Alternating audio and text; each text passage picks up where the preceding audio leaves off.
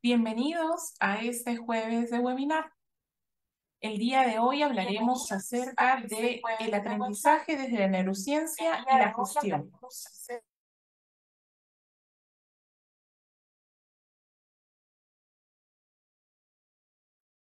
Y para ello nos acompaña Magíster Wilfredo González.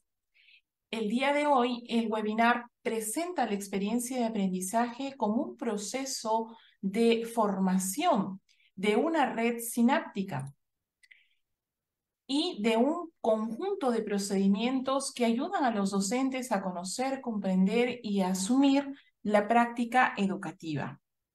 Bienvenido, Wilfredo. Bien, muy buenas tardes, estimados colegas y amigos. Hoy estamos reunidos para conocer y recordar algunos estos aspectos esenciales. ¿Por qué razón? Porque nosotros los docentes trabajamos con el conocimiento. Utilizamos como insumo de nuestra acción educativa el conocimiento. Buscamos que los estudiantes produzcan conocimiento, generen conocimiento o procesen conocimiento.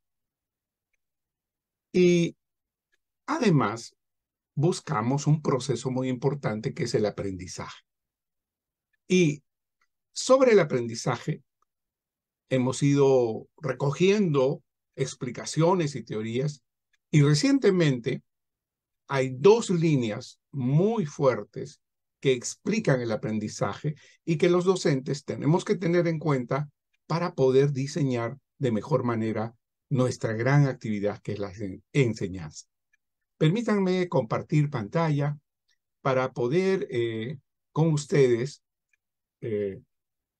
llevar adelante esta presentación. Me confirman, por favor, que esté esta presentación en pantalla. Sí, Y todo bien. muchas gracias.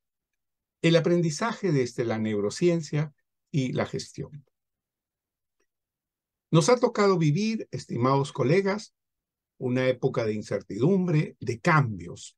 Lo más importante que vivimos los docentes en los últimos 25 años son cambios. Cambios en la manera de ver y conocer el mundo. Hoy el conocimiento es trabajado desde una epistemología del pensamiento complejo.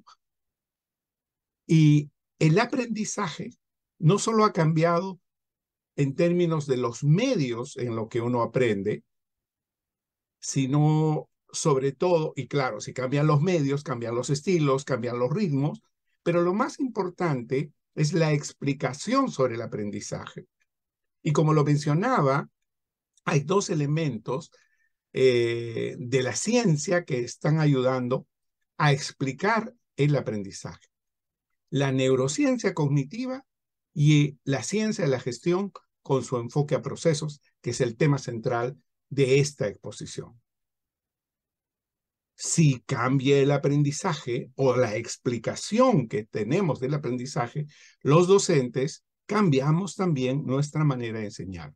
Es importante saber cómo aprende el cerebro humano y, en consecuencia, podremos diseñar de mejor manera la enseñanza y la evaluación, ¿verdad? Bien, entonces es en ese contexto en el que vamos a trabajar muy rápidamente esta exposición. Nos centraremos en la neurociencia y los procesos de aprendizaje. Vale la pena decir, recordando a Pozo, que el aprendizaje es una función de las más importantes que realiza el ser humano, pero también los animales. Y hoy hablamos de aprendizaje con sistemas artificiales. Hoy más que nunca la inteligencia artificial nos está mostrando que una máquina puede aprender a aprender. Les estamos enseñando a aprender. Eso significa que hay sistemas artificiales de aprendizaje. En este proceso o en esta categoría por ahora que voy a mencionar del aprendizaje, intervienen factores que van desde el medio en el cual se desenvuelve el ser humano, así como los elementos que lo acompañan, los valores, los principios, y estos elementos se aprenden normalmente en la familia y en la sociedad.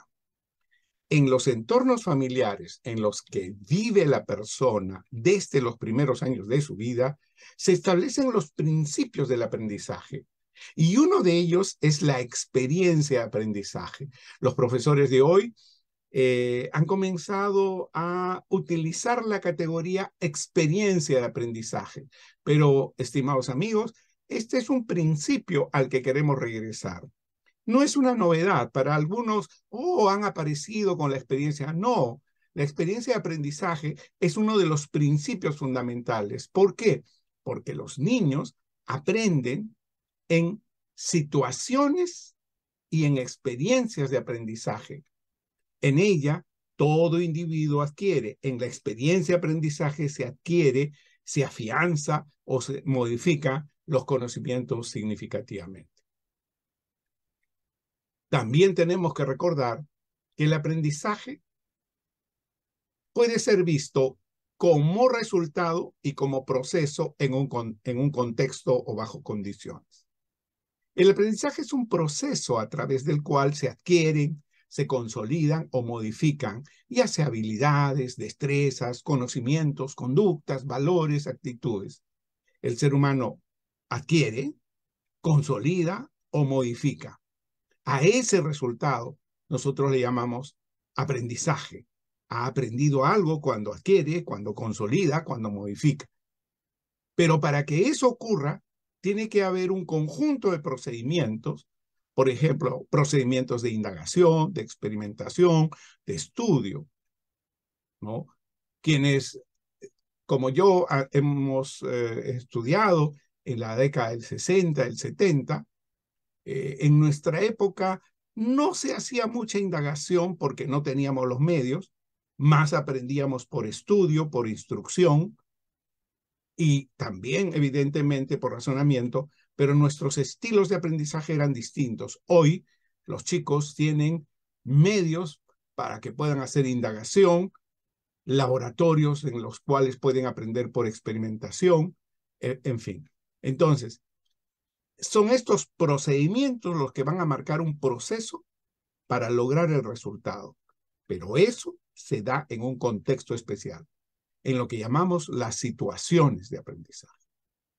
En los últimos años, la estructura de planificación ha sido modificada justamente porque la explicación del aprendizaje hoy es diferente a las que hemos tenido anteriormente. Recordarán que el aprendizaje era entendido como dominio de una materia, y así fue desde la antigüedad hasta el siglo XIX, y quien se encargaba de apoyarnos era la filosofía. Posteriormente, en el siglo XX, la filosofía le dio paso a la psicología conductista. En 1913, Watson con su manifiesto conductista, y en 1918, Skinner nos decía, el aprendizaje no es dominar una materia, el aprendizaje es cambiar de conducta. Posteriormente, hacia la década del 60, Piaget y los constructivistas en general dijeron, no, el aprendizaje no es cambio de conducta, eso ya es un resultado. El aprendizaje es el proceso de asimilación y acomodación que ocurre en la mente humana, en el cerebro humano. Y obviamente, Piaget planteaba que este proceso era individual, mientras que Vygotsky nos decía que ese proceso es social. Y así trabajamos la mitad del siglo pasado. Claro, al Perú llegó un poco más tardíamente todos estos planteamientos, casi cerca del 2000. Sin embargo, en el mundo se comenzó a trabajar esta mirada.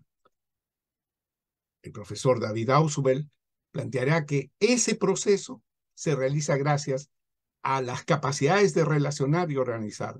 El aprendizaje es significativo cuando el estudiante relaciona y organiza. Y Jerome Brunner nos dirá que ese aprendizaje se da en forma, ya sea icónica, en activa o simbólica, dependiendo de los niveles de desarrollo de los cuales había hablado Piaget. Sin embargo, en 1980, con el advenimiento de la tecnología y las computadoras, comienza a surgir una nueva mirada. El aprendizaje va a ser visto desde la neurociencia cognitiva. Y Rumelhart, por ejemplo, nos va a decir, efectivamente, el aprendizaje es una construcción, pero esa construcción se hace mediante esquemas, mediante guiones. A partir de 1980, vivimos muy rápidamente algunos cambios y nos llevaron, la neurociencia cognitiva no es que desplazó, sino que asume la explicación con un potencial explicativo, como dirían las revoluciones científicas, ¿verdad? Más potente que la psicología cognitiva. La neurociencia comenzó a plantear programas de la programación neurolingüística, el concepto de competencia como un desempeño de calidad, y seguimos avanzando. En el año 2018 comenzamos a recibir una información muy especial. La Organización Internacional de Estándares, la International Standard Organization, ISO, construye un reglamento para las organizaciones educativas. Una normativa. Entonces, vamos a tener la influencia de la ciencia de la gestión.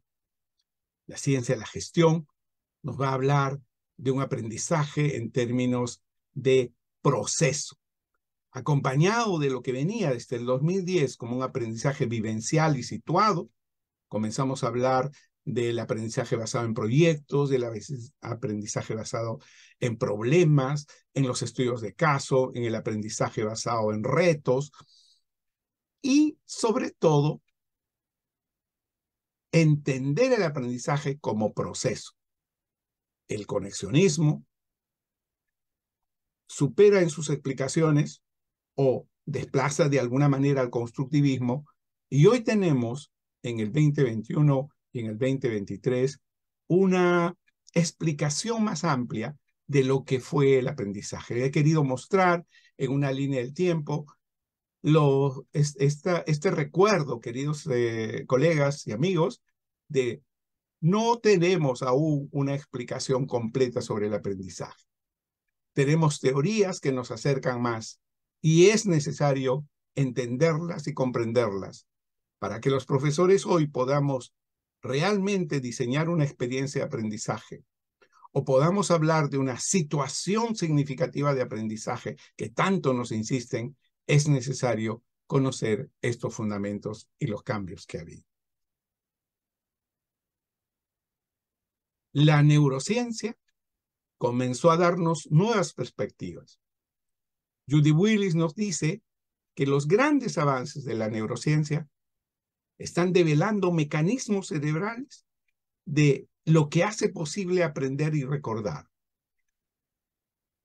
Los neurólogos hacen hincapié en la necesidad de que los profesores conozcan cómo funciona nuestro cerebro. Y la neurociencia está iluminando el camino de la educación y el aprendizaje. Esto nos va a permitir a nosotros aplicar de mejor manera estrategias de aprendizaje y lograr que nuestros estudiantes adquieran conocimientos de una manera más eficaz. Originalmente se estudió el cerebro como lo están viendo, a partir de los hemisferios, y teníamos teorías como la de Sperry, ¿no?, o de Maglin, que hablaban del cerebro izquierdo y derecho, que en el derecho estaba el arte, la literatura, y el izquierdo era el más organizado, el lenguaje, la escritura, la lógica. Pero posteriormente se descubre o se entiende que ambos están conectados, ambos hemisferios están conectados, y que no se trata solo de izquierdos y derechos, sino de una mirada mucho más integral. Este cuerpo calloso que lo junta hacen que sea una unidad. Posteriormente, las explicaciones neurocientíficas nos van a decir y nos van a dar una mirada ya no de un cerebro partido en dos a partir de los hemisferios, como hemos visto, sino más bien en un corte más transversal en la que se habla de tres niveles: el cerebro reptiliano instintivo, el cerebro límbico emocional y el cerebro racional. Entender esto permite a los profesores trabajar procesos, y se nos habló de la importancia que tenía la motivación. ¿Por qué? Porque en el cerebro límbico, cuya estructura está conformada fundamentalmente por las amígdalas, que son dos, ¿no? Las amígdalas dos, la corteza entorhinal, el hipocampo, ocurre un proceso extraordinario que es el inicio del aprendizaje, la voluntad, la atención, el interés, y los maestros tenemos que lograr eso en primer lugar. Tenemos que lograr voluntad de aprender. Puedes tener el mejor profesor del mundo, pero si tú no quieres aprender, no lo vas a hacer. Por eso, la importancia de conocer cómo funciona el centro de atención, de interés, de voluntad, para que se active posteriormente el cerebro superior. Hoy, desde 1980, gracias a la resonancia magnética nuclear, a la tomografía axial computarizada, a la tomografía por emisión de positrones, se ha fotografiado, se fotografía el cerebro. Y se entiende que el aprendizaje es la formación de redes neuronales, de conexiones. Y estas conexiones ocurren en diferentes tipos de situaciones y tienen que ser formadas. Cuando uno lee definiciones nuevas del aprendizaje, como la formación de redes sinápticas, uno queda impresionado, porque la tarea entonces de los maestros es brindar a los estudiantes la posibilidad de que construyan una red neuronal. Y estas redes son redes especializadas que se encargan de funciones concretas y particulares que tiene el organismo. Una de las cosas más impresionantes, por ejemplo, es ver las fotografías de las redes. Observen al nacer este sistema de redes. A los 3 meses, fíjense cómo se van armando las redes a los 3 años. Pero otro de los elementos más importantes es cómo las redes a los 5 años y a los 14, lo que ya estaba armado de manera compleja, se vuelve a desarmar y armar. El sentido de lo que Piaget había encontrado en los estadios de desarrollo se ven reflejados. Seguramente han visto la película Intensamente, que trata de mostrar en forma gráfica cómo el cerebro construye, y sin embargo esas estructuras se caen para construir nuevas. Esos procesos han sido fotografiados de alguna manera. Hoy hablamos de que nuestro cerebro funciona en una estructura de red, una entrada, una capa oculta de procesos donde puede ocurrir algunos elementos programados o no programados, y una salida. El conexionismo es la explicación actual, que para muchos es una teoría del aprendizaje, una nueva teoría que nos explicaría de mejor manera cómo trabajar. Entonces, si nuestro cerebro recibe un estímulo externo o interno, lo primero que va a ocurrir es una interacción del cerebro límbico.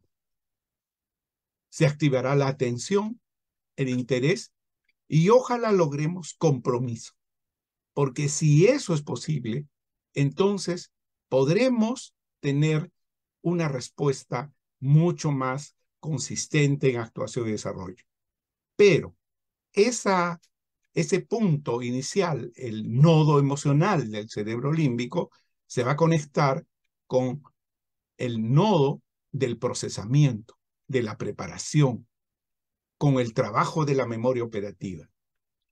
Y aquí es donde ocurren los procesos importantes de preparación. El constructivismo lo explicó de una manera pero muchas veces nos hemos quedado allí.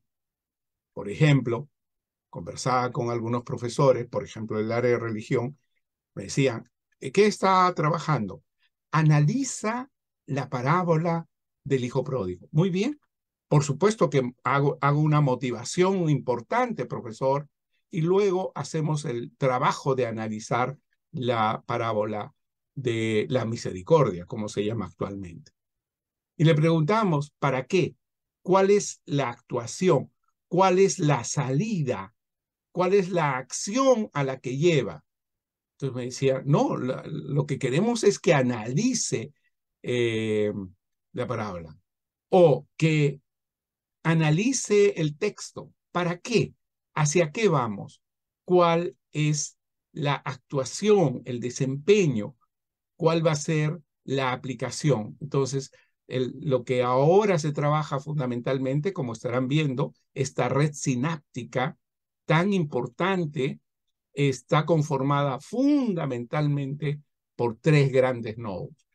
El nodo emocional, que tiene que ver con el cerebro límbico, el nodo de procesamiento, en el que trabaja fundamentalmente la memoria operativa, y el nodo de la ejecución o la aplicación.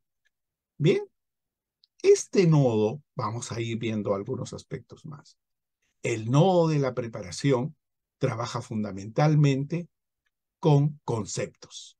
Nosotros tenemos un almacén extraordinario que se llama la memoria semántica, donde están archivados los conocimientos que hemos adquirido y también donde archivaremos los conocimientos nuevos que llegarán a nosotros en términos de estímulo interno o externo.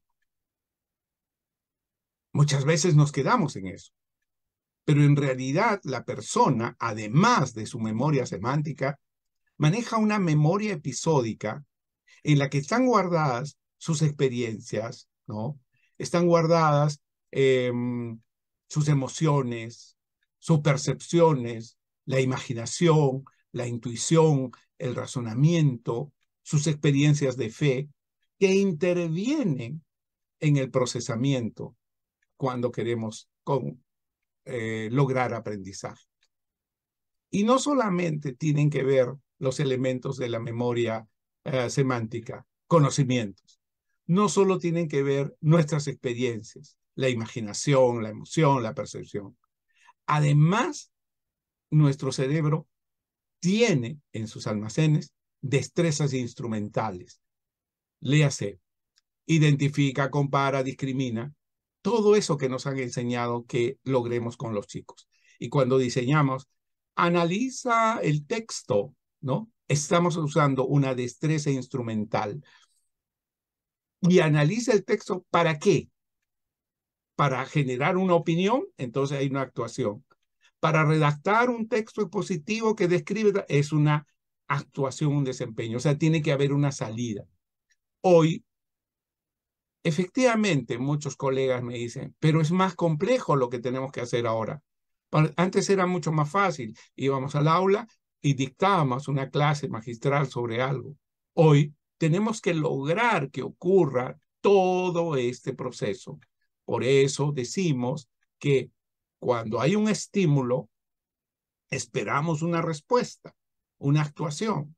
Pero para que eso ocurra en nuestro cerebro, se da un proceso complejo que la neurociencia lo explica como, como una red, que en este momento estoy marcando tres grandes nodos, pero cada nodo a su vez está conformado por otras redes, ¿no? Y la complejidad aún no es conocida, tenemos solo acercamientos, por eso es importante saber. Hoy entenderán por qué cuando planificamos nos piden una situación significativa, nos piden que en primer lugar planteemos un compromiso en la situación significativa, coloquemos las preguntas de reto para que generen interés, nos hablan de la motivación y luego nos van a hablar del procesamiento, que algunos dirán en tres momentos, ¿no? el inicio, el desarrollo, el cierre, pero nos dirán en qué cosa vas a trabajar en el inicio y qué esperas como resultado, cuál va a ser la actuación, cuál va a ser el desempeño, y que a veces nos quedamos solamente en términos de un producto. Y para que eso ocurra, hay destrezas ejecutoras o destrezas propósito. Por eso, los desempeños que hoy se trabajan tienen no un verbo, sino dos: una destreza instrumental y una destreza ejecutora. Analiza un texto para escribir, identifica las cosas para procesar. Entonces, esa es la idea, esa es la manera que como hoy, desde la neurociencia, entendemos el aprendizaje. Pero no es la única disciplina que nos ayuda, que nos ilumina para ver el aprendizaje. Como verán, la psicología cognitiva está aquí. No es que haya desaparecido ni desplazada, sino está incorporada. Cuando hablamos de destrezas instrumentales, estamos hablando de destrezas y habilidades. Aquí está el identifica, compara, discrimina. Pero ya no nos quedamos solo en una actividad cognitiva de identifica, compara, analiza, sino esa actividad cognitiva conlleva a una acción, a un desempeño, a una actuación. Casi estamos configurando de manera gráfica, y espero que se vaya entendiendo, espero las preguntas también. Esto es, en el fondo, un enfoque basado en competencias, ¿no? En el que no solamente los conocimientos, sino sobre todo las emociones, los razonamientos, la intuición, la experiencia de la persona va a marcar el estilo de la adecuación, la acción que realicemos. El segundo elemento que vamos a exponer hoy es la ciencia de la gestión. La ciencia de la gestión nos dice que en educación debemos trabajar basados en este enfoque, en este principio. Un proceso. Y un proceso tiene los siguientes elementos. Entrada, pero esas entradas tienen una fuente de entrada. El ejemplo que colocaba con el caso de religión, la entrada es, por ejemplo, la parábola del hijo pródigo. Pero, ¿cuál es la fuente? El texto bíblico. Entonces, ¿cuál es la fuente? Hay un problema, la realidad. Entonces, las entradas, ¿no es cierto?, tienen fuentes de entrada. Por eso, la importancia que ahora tiene cuando trabajamos con los chicos, pues, de que ellos sepan cuál es la fuente de la cual están sacando un elemento. Fuentes de entrada, entrada. Luego vienen las actividades, el procesamiento, las actividades. Las actividades tienen que ver con la estrategia, la aplicación de metodologías, etc. Por ejemplo, analiza. El análisis. El análisis es una actividad, es un procedimiento que realizamos con una entrada que podría ser un texto argumentativo, un texto, en este caso, hablaba de la parábola. Entonces, del texto bíblico tomamos la parábola y la analizamos. Habríamos hecho los tres primeros elementos. Y muchas veces pregunto, ¿para qué? ¿Cuál va a ser la salida? ¿Hacia qué lleva? Y la salida debe estar ligada al receptor de la salida, a la sociedad. ¿Para qué analizamos el texto bíblico? ¿Para qué? ¿Qué cosa vamos a lograr? ¿Cuál va a ser el resultado en la vida? ¿Y a quién le va a servir? Entonces, cuando logramos que identifiquen los signos de puntuación para redactar, para llevar adelante una comprensión lectora efectiva, eficiente, por ejemplo. Entonces, hoy en día, la ciencia de la gestión nos dice, queridos profesores, realicen la enseñanza como un proceso con todos sus elementos. Ya, si quieren, digan, pues, en el tiempo, inicio, desarrollo y cierre. Ya, está bien, pero eso es el tiempo. Pero ¿cuál es el proceso que están haciendo?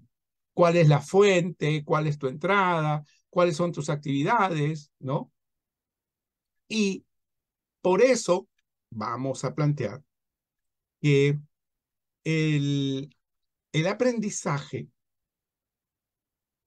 puede ser explicado en términos de fuentes de entrada. Los educadores, la organización educativa, la familia, las bibliotecas, la internet, las redes sociales, la inteligencia artificial. Hoy tanto que hablamos, es una fuente. La inteligencia artificial es una fuente más.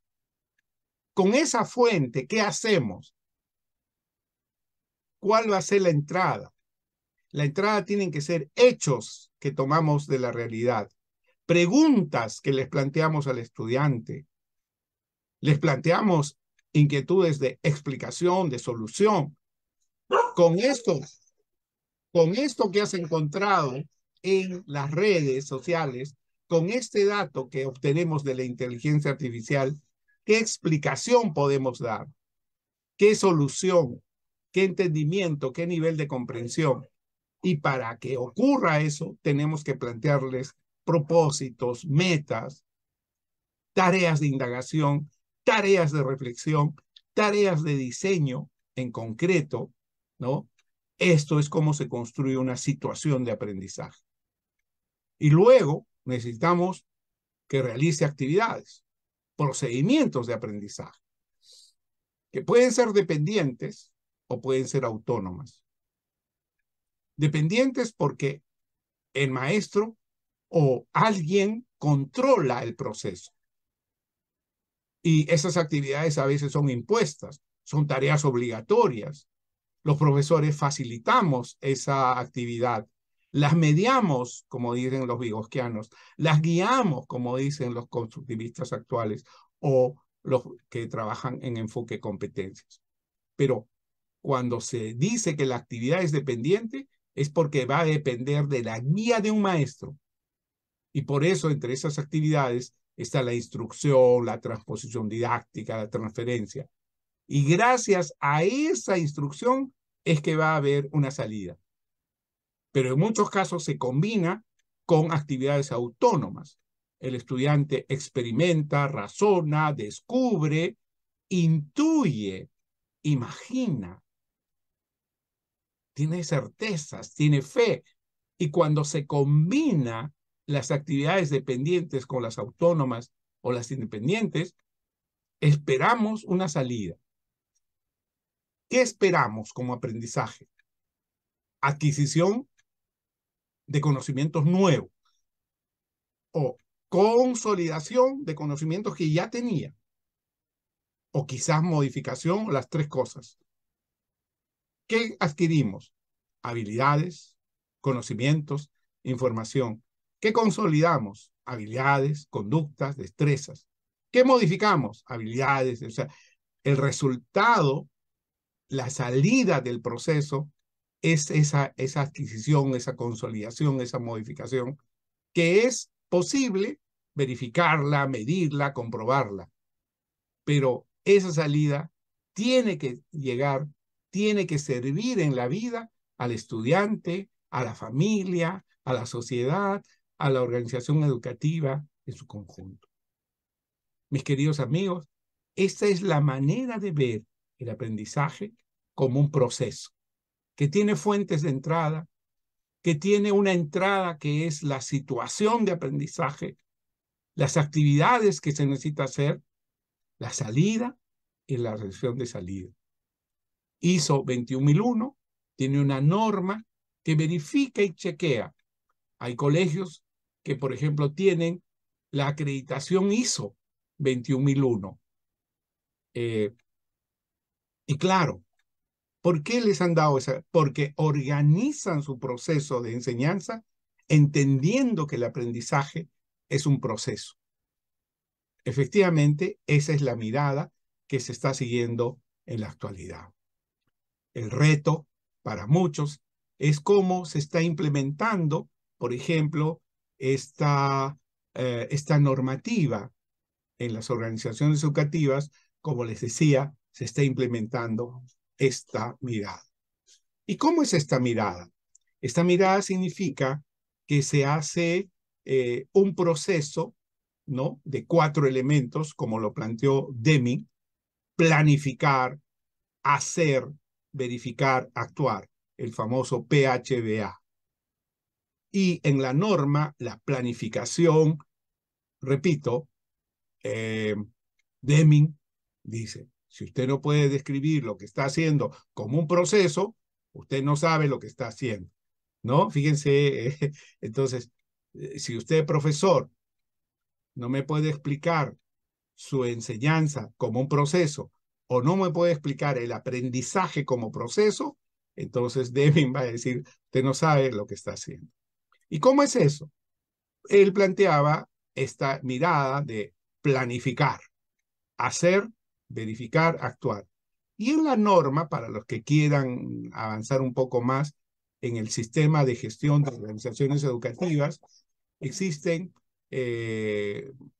básicamente 10 elementos, pero están la planificación, las operaciones de ejecución, la evaluación y el plan de mejora, este ciclo que es conocido como el ciclo Deming.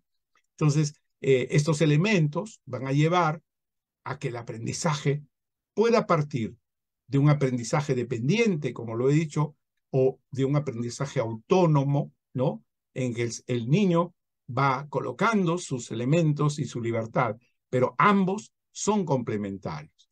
Esta es la idea fundamental sobre la que estamos trabajando. Seguramente ahora vamos a pasar a un conjunto de preguntas en las que el aprendizaje, como ustedes habrán visto, está siendo iluminado por 2 grandes líneas. No son las únicas, por supuesto: la neurociencia y la ciencia de la gestión.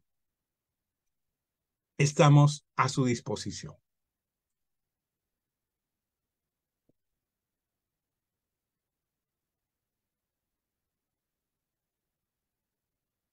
Excelente, Willy. Muchísimas gracias por compartirnos esta información. Y sí, hay algunas preguntas que deseamos eh, compartir contigo.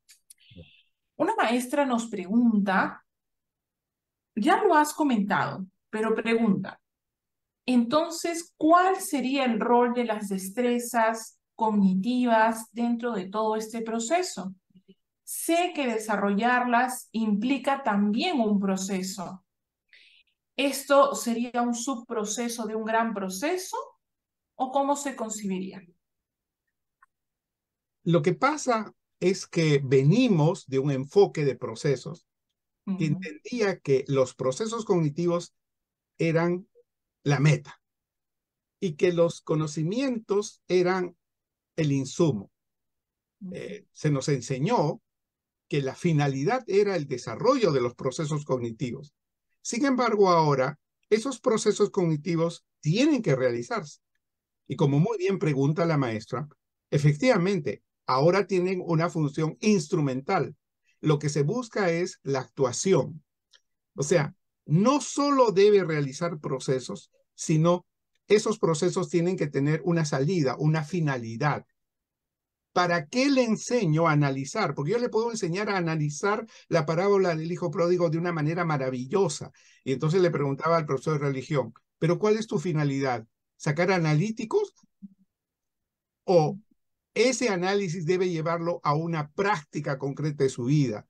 A enfocar una relación con su padre, a dirigir una mirada con sus hermanos, entender su familia y tener una actuación diferente en su vida. Entonces, el enfoque de competencia lo que busca es plantear que se den esas actuaciones. Quizá siempre lo hemos hecho. Muchos maestros, sin llamarle competencias, llevaban estos procesos y no nos quedábamos en la parte instrumental, sino lo llevamos a la vida. Los matemáticos dicen, matemática para la vida, pero se quedan en el proceso de problemas y modelos, 8×8, 64, o cuál es, digamos, el cateto opuesto de tal cosa, pero ¿para qué? Entonces, pero cuesta entender cuesta. Entonces, como han visto ahora, el cerebro humano trabaja en una red compleja que lo único que hemos hecho es mostrar qué es lo que dice la ciencia y juntar neurociencia y gestión nos permite ver, ahora entiendo por qué cosa es lo que tengo que trabajar en el inicio, en el desarrollo y el cierre. O sea, y el cierre tiene que ser algo concreto, algo que hace. Los procesos cognitivos se quedarán en la parte media, fundamental, que es necesario. Antes pensábamos que ese era el resultado, pero ahora es el medio. Y como dice bien la maestra, es uno de los grandes subprocesos de un proceso más complejo. Genial. Tenemos otra pregunta. Maestro, usted comenta que se tiene que hacer y verificar, ¿no? Que el docente hace y verifica. ¿Estas verificaciones son sinónimo de evaluación? ¿Cuán frecuentes deben ser? ¿Son por desempeño o es una verificación del final de sesión? Uno puede verificar el final. Se puede verificar el final. Eso es lo que llamamos la evaluación del aprendizaje. Pero Deming también, o sea, los de la gestión, lo que nos plantearon fue, si yo reviso solo el final y no controlo el proceso, quizás no entienda por qué está fallando este chico. ¿Qué ha pasado en el proceso? Entonces, hoy se hace evaluación para el aprendizaje en el proceso y se hace evaluación del aprendizaje y ambos juntos son complementarios. No es que hay que hacer solo uno, hay que hacer ambos. Profesor, pero eso nos complica más la vida. Profesor, eso significa que la evaluación es permanente y continua, ¿verdad? Y me voy a aprovechar para invitarlos porque en el verano vamos a hacer un curso de evaluación para el aprendizaje y del aprendizaje. Por eso es que no pueden estar solos. Se hacen los dos porque se complementan, pero son distintos. Una cosa es mirar el resultado y otra cosa es mirar el proceso, pero ambos están relacionados, ¿verdad? Muy, muy importante. Entonces, efectivamente, para la maestra que ha preguntado, sí, se tienen que mirar los dos elementos y hay que mirar hacia el final y hay que mirar en el proceso. Los dos son súper importantes y los dos son formativos. No vayan a pensar que solo es formativo el proceso y el resultado ya no es, lo es también. ¿Sí? Gracias. Hay un comentario. Dice, esta verificación que se revisa sería más retadora y desafiante en un contexto de aprendizaje por proyectos. Sí, ¿Es así, maestro? sí, porque el proyecto presenta una situación más vivencial. Por eso hablaba yo de que el contexto actual es vivencial. Si el estudiante es el protagonista, porque esa es la condición fundamental para un proyecto, que el estudiante sea el protagonista de su aprendizaje y que el maestro esté como un entrenador desde fuera y no en la cancha, ¿no es cierto? Porque a veces los profesores nos metemos a la cancha y queremos hacer el gol nosotros, pues desesperados porque no, como quisiera entrar y arreglar las cosas, ¿no? Y a veces le llamamos retroalimentación a eso, meternos a la cancha y arreglar el asunto. Eso no es, o sea, nosotros estamos afuera y desde afuera dirigimos. Entonces, es más retador, es más completo si es un proyecto, que estoy haciendo la metáfora de la cancha y los jugadores, el proyecto es eso. Y tú eres desde afuera el director técnico, el entrenador, el que le gritará, pensá, pensá o hacer esto, pero esté fuera y desesperados guiaremos ese aprendizaje. Sí. Bien. Y una última pregunta. A ver, aquí está. Profesor Wilfredo, debo entender que cuando usted menciona la parte emocional del aprendizaje, nos referimos a las habilidades blandas y a todo aquello de contexto que permite que el estudiante se interese y movilice a través de la información que presentamos. Sí. No he mencionado que en 1990, casi 2000, se buscó una aplicación muy importante de la neurociencia, que es lo que se llama el DUA, el diseño universal del aprendizaje. DUA, en realidad, lo he hecho porque he diseñado las 3 redes. La primera red que plantea DUA es la red emocional. La red emocional, pero no es, como muchas veces he visto, en el inicio hago la parte emocional, la motivación. Ese es un error, porque la red emocional tiene que ser transversal, o sea, acompaña en todo el proceso. Al inicio es motivadora, luego es digamos, de interés, pero luego es de compromiso. O sea, permanentemente se tiene que trabajar la red emocional. Entonces, por eso es que el dibujo tendría que ser una red que se está conectando permanentemente. Lo emocional está conectado con el procesamiento con la acción, y están interactuando.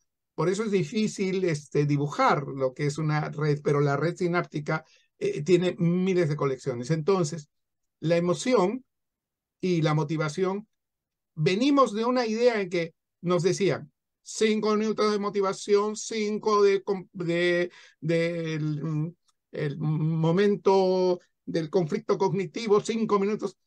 O sea, venimos de una mirada que separaba esos procesos, y hoy la motivación, el compromiso es permanente. La red emocional acompaña todo el proceso. La red de presentación, que es la de los conocimientos, acompaña en todo el proceso y nos va a llevar a la red de el producto, de la acción. En realidad, lo que se llama el diseño universal de aprendizaje no es otra cosa que una aplicación interesante de ambas cosas, de la neurociencia y de la gestión. Seguramente en alguna oportunidad vamos a conversar también de ello. Sí, es verdad, mi querida profesora, lo que usted ha dicho, y la red emocional es permanente, está ahí, y tenemos que aprender a motivarla, a mantenerla, y por eso hablar de lo que llaman en los proyectos el engage.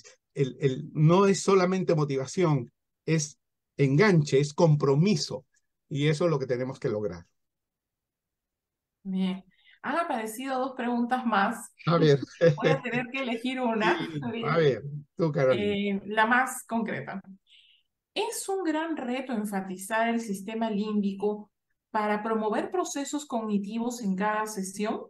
Sí, sí. ¿Se está formando a los nuevos docentes con esta visión de la neuroeducación? En nuestro país todavía hay pocas universidades que tengan un curso incorporado en la currícula de formación de maestros. Casi no conocemos neurociencia. Ya van 20 años de desarrollo, y en la currícula de formación de maestros, pues no está explícitamente.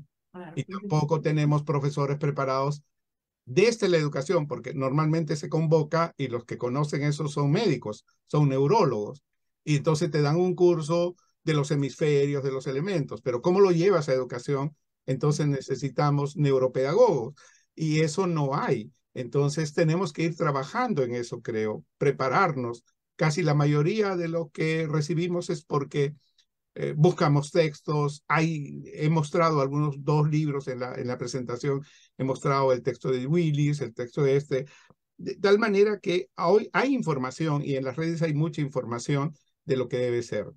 Es una pena, pero no conozco muchas experiencias de que se esté formando, incluso que se incluya en la currícula como un curso, neuroeducación, neuroaprendizaje o neuropedagogía como parte de la formación del docente. Y algunos neurólogos, neuropedagogos van a decir, imagínense, hay alguien que quiere construir guantes y no conoce la mano. Entonces es bien difícil que el guante le salga bien. Algo de eso hay. Es una pena, pero la pregunta, el meollo de su pregunta, tiene que ver con, efectivamente, es necesario mantener el aspecto del cerebro límbico. ¿Por qué? Puedes tener el mejor profesor del mundo, pero si no quieres aprender, no lo vas a hacer. Te tiene que dar la gana de aprender. Sí, tiene que, o sea, tú como profesor tienes que entrar a hacer tal cosa que despiertes las ganas de aprender, ¿no? Tienes que despertar, porque si no despierta las ganas de aprender, y mi profesora de neurociencia decía, tienes que traer algo novedoso, tienes que hacerlo interesante y además tienes que hacerlo afectivo, porque si no, no se abren las amígdalas. Tu primer reto, profesor, es abrir amígdalas. Cuando abre las amígdalas, todo se abre para el aprendizaje. Esa es la respuesta, querida profesor. Y es muy interesante lo que has comentado, Wilfredo, porque de alguna forma se encierran dos aspectos importantes. Partiendo desde lo último que has comentado, es por eso que el docente debe tener una muy buena relación con el estudiante. Sí. Es